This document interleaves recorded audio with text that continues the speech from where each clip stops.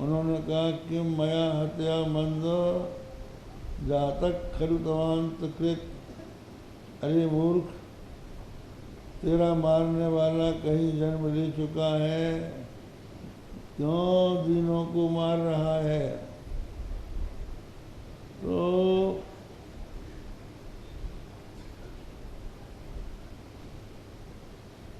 कंस ने सोचा अब क्या करें, मारने वाला तो जन्म ले चुका। तो उसने अपने मंत्रिमंडल की आपातकालीन बैठक बुलाई।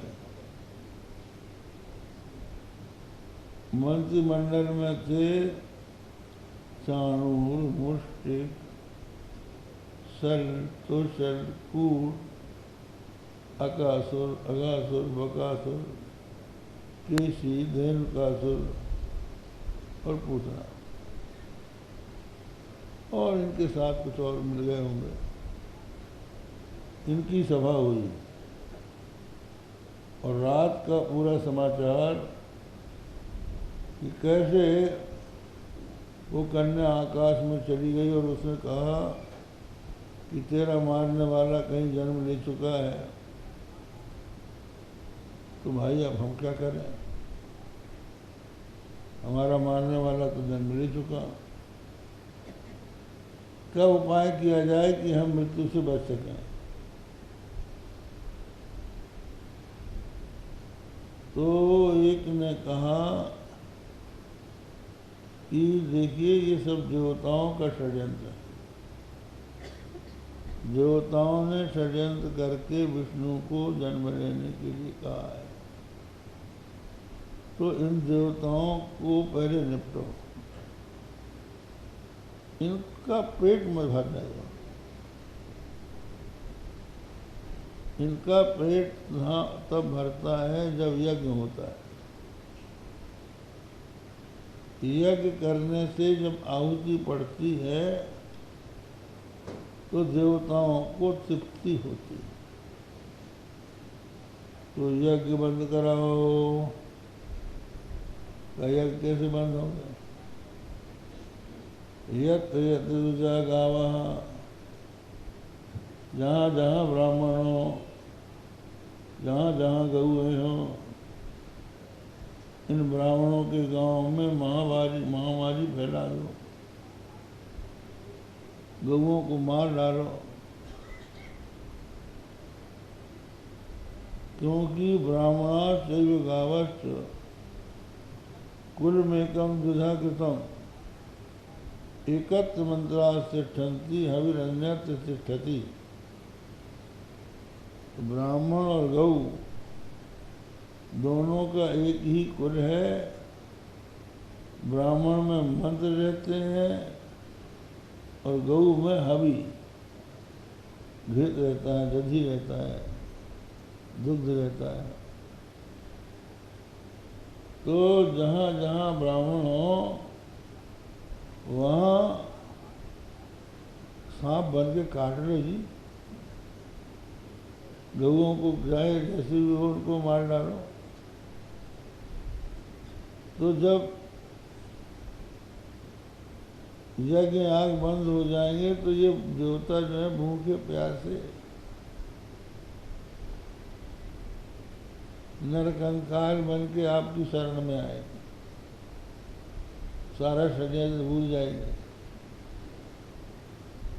ये जो प्रस्ताव था वो सर्वसम्मति से पास हो गया।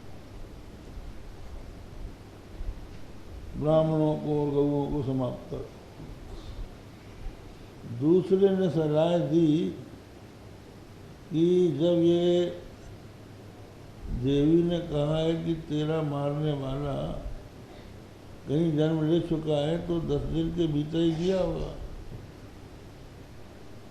तो 10 दिन के भीतर के आपके राज्य में जितने भी छोटे छोटे बालक हैं उन सबको मार डालो। इधर क्या होता है, नंदोत्सव समाप्त हो गया। अब नंद जी ने सोचा कि राजा को भी प्रसन्न रखना चाहिए। नंद जी भी राजा थे, लेकिन करद राजा थे। कंस को कर दान करना पड़ता था। कंस उनका भी राजा था। तो गोपान गोकुल रक्षायाम निरूप मथुरांगतः, गोपों को गोकुल की रक्षा के लिए उन्होंने लगा दिया कि देखो गोकुल में कोई उपद्रव न होने पाए, ध्यान रखना। और साथ में भेंट की सामग्री, घी, शहद और स्वर्ण मुद्राएं, विविध प्रकार के उपहार लेकर नंद जी गए और कंस से जाकर मिले। कंस को भेंट चढ़ाई और सोचा कि पहले ही बता दो, कहीं ऐसा इनको संदेह न हो जाए कि वसुदेव का बालक है। तो नंद जी ने कहा कि महाराज, आपके पुण्य प्रताप से हमारे घर में पुत्र ने जन्म लिया है। भीतर से जल गया। जो दुष्ट होते हैं वो दूसरों की का भला सुन नहीं सकते। उनको दूसरों का दुख सुनकर ही आनंद आता है। दूसरों का सुख देख के उनको दुख होता है। तो भीतर से तो जल मरा, ऊपर से कहना हाँ नंद जी बड़ा अच्छा हुआ, आपकी कोई संतान नहीं थी, हमारी प्रजा की बढ़ी, हमको बड़ा हर्ष है। ऊपर से कहा। और नंद जी जहाँ डेरा पड़ा था गांव के बाहर अमराई में, उन्होंने अपने बैलगाड़ी का रखे थे, साथ वाले थे। नंद जी कंस से मिलकर वहाँ आए। वहाँ पर अब वसुदेव जी को छोड़ चुका था कंस, उसने हथकड़ी बेड़ी छोड़ दी थी। उनको पता लगा, वो देख के आए थे, भगवान श्री कृष्ण को वहाँ गोकुल में रख के आए थे। और उन्होंने सोचा कि यहाँ आ गए, और उधर मंत्रणा हो रही है कि 10 दिन के भीतर के लड़कों को मार डाला जाए, तो कहीं ऐसा न हो कि हमारे बालक के ऊपर कोई आपत्ति आ जाए। तो नंद जी से मिलने के लिए वसुदेव जी गए। वसुदेव और नंद परस्पर मित्र थे, बड़े घनिष्ठ मित्र थे। वसुदेव जी को देखते ही नंद जी ऐसे खड़े हो गए जैसे शरीर में प्राण आने पर शरीर खड़ा हो जाता है। दोनों एक दूसरे के गले मिले, एक दूसरे से कुशल प्रश्न करने लगे।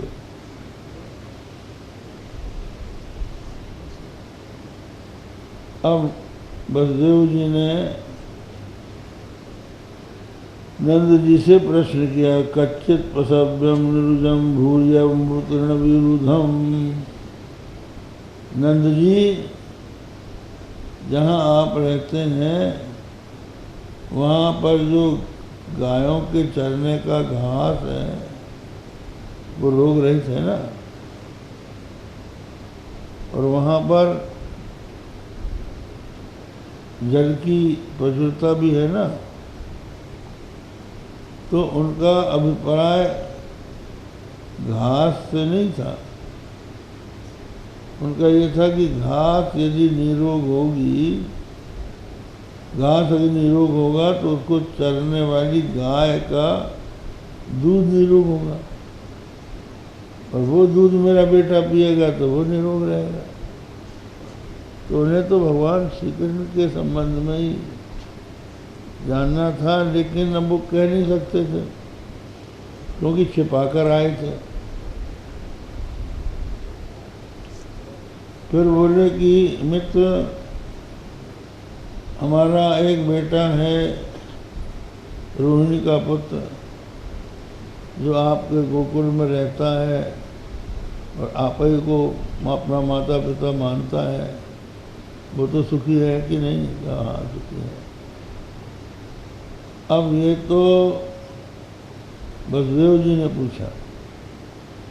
अब नंद जी अपने हर्ष की बात नहीं कर रहे हैं। जो मित्र होते हैं वो निज दुख गिरि सम रज कर जाना, और मित्र का दुख रज मेरु समाना। अपना थोड़ा सा भी दुख जो है गिरी के समान दुख है, उसको रज के समान समझे, और मित्र का रज के समान दुख जो है उसको सुमेरु पर्वत के समान समझे। तो वसुदेव जी से उन्होंने कहा कि वसुदेव जी, अपने सौभाग्य की बात नहीं कही। कंस ने आपके बहुत बेटों को मार डाला, हमें बड़े दुख की बात है। ये सुना है कि एक कन्या बची थी, वो कन्या मरी तो नहीं, लेकिन वो भी दिवंगता आकाश में चली गई। ये सब प्रारब्ध का खेल है वसुदेव जी। संसार में जैसा भाग्य होता है वैसे ही होता है। तो नंद जी ने ये सब जब कहना प्रारंभ कर दिया तो वसुदेव जी को चिंता हुई कि कहीं वहाँ उपद्रव न हो गया हो, और ये यहाँ बातें में हमको उलझाए हुए हैं। तो उन्होंने कहा कि देखिए नंद जी, आपने वार्षिक कर कंस को दे दिया, हम लोगों की आपस में भेंट भी हो गई। नेहत थेयम बहुतिथम संतुत्पाताश्च गोकुले। आपको यहाँ पर अधिक समय नहीं रुकना चाहिए, गोकुल में बड़े उत्पात हो रहे हैं। तो नंद जी ने तत्काल अपने बैलों को गाड़ी में जोता और बैठ चले गोकुल की ओर। सोचने लगे कि ये वसुदेव ऋषि हो गया, जरूर कुछ गड़बड़ होगी।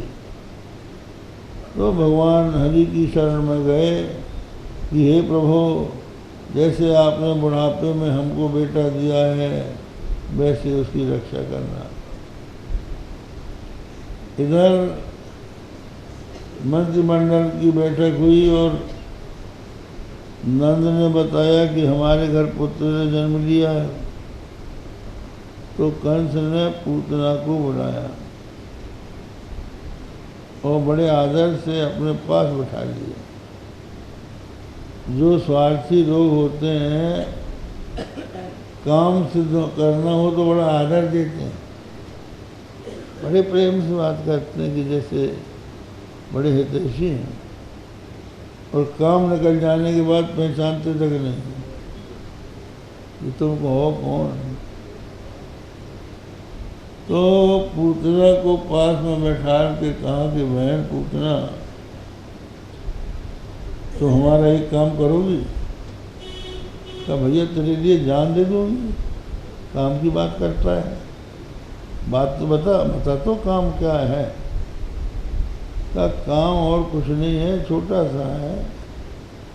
अभी नंद आया था, उसने कहा कि मेरे घर में पुत्र हुआ है, तो मुझे संदेह है कि कहीं वही मेरा मारने वाला ना हो। तो कहा मैं अभी उसको मार के आती हूँ।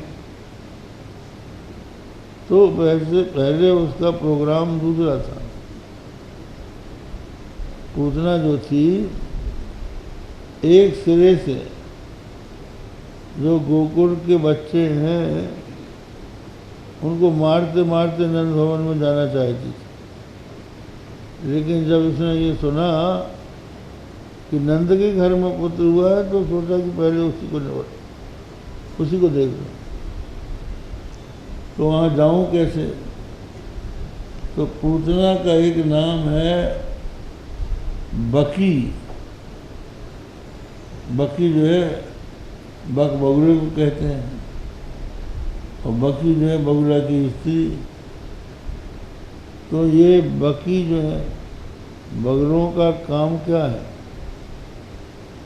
वो हृदय से तो दुष्ट होते हैं, किंतु ऊपर से साधु बनते हैं। भगवान रामचंद्र जी पंपा सरोवर के निकट से जब निकले तो वहाँ उन्होंने एक बगले को देखा, बड़ा ध्यान लगाए बैठा था और धीरे धीरे चलता था। तो लक्ष्मण जी से बोले, पश्य लक्ष्मण पंपायाम बक परम धार्मिका मंदम मंदम पदम धत्ते जीवानाम वध संकया। अरे लक्ष्मण जरा देख कि कितना धार्मिक है बक। जीव हमारे पैर से दब के मर न जाए, ये बड़े आराम से पैर रखता है, बड़ा अहिंसक है ये।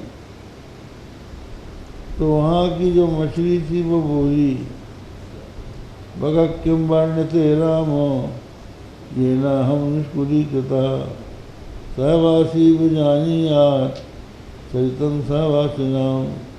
हे राम, क्या वक्त का वर्णन करते हो? इसने तो हमारी सारी खानदान को खा लिया, कोई कुल में बचा ही नहीं है, सबको इसने गड़प कर लिया है।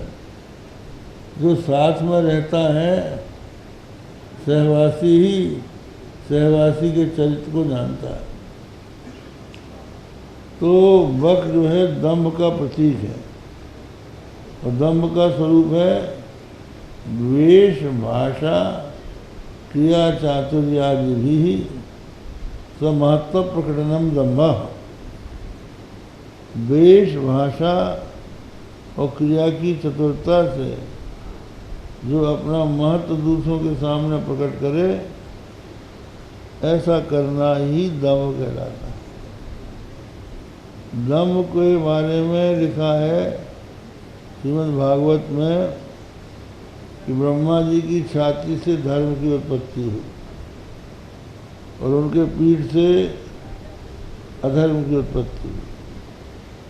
तो अधर्म जो है उसका विवाह मृषा झूठ से हुआ, उन दोनों से दंभ और माया की उत्पत्ति हुई। तो ये ब्रह्मा जी का पोता हुआ। ब्रह्मा जी का पुत्र दंभ अधर्म, और अधर्म का पुत्र ये दंभ। तो एक दिन बढ़िया तिलक लगाए और बहुत सुंदर वेश बनाए और हाथ में कुश रखे, पैंती रखे, कमंडलू रखे, खड़ाऊ पहन के खाट खाट खाट ब्रह्मा जी की सभा में पहुँच गए। तो ब्रह्मा जी की सभा के जो सदस्य थे, उन्होंने जब उसको देखा तो सोचा कोई बहुत बड़े ऋषि होंगे ये। सब लोग उठ खड़े हुए, आइए आइए आइए, हमारे योग्य स्थान थोड़ी, हम यहाँ कैसे बैठ सकते हैं? ब्रह्मा जी ने कहा सारी सभा खड़ी है, ये बैठ नहीं रहा है। तो कहा अच्छा बेटा आओ हमारी गोद में बैठ जा।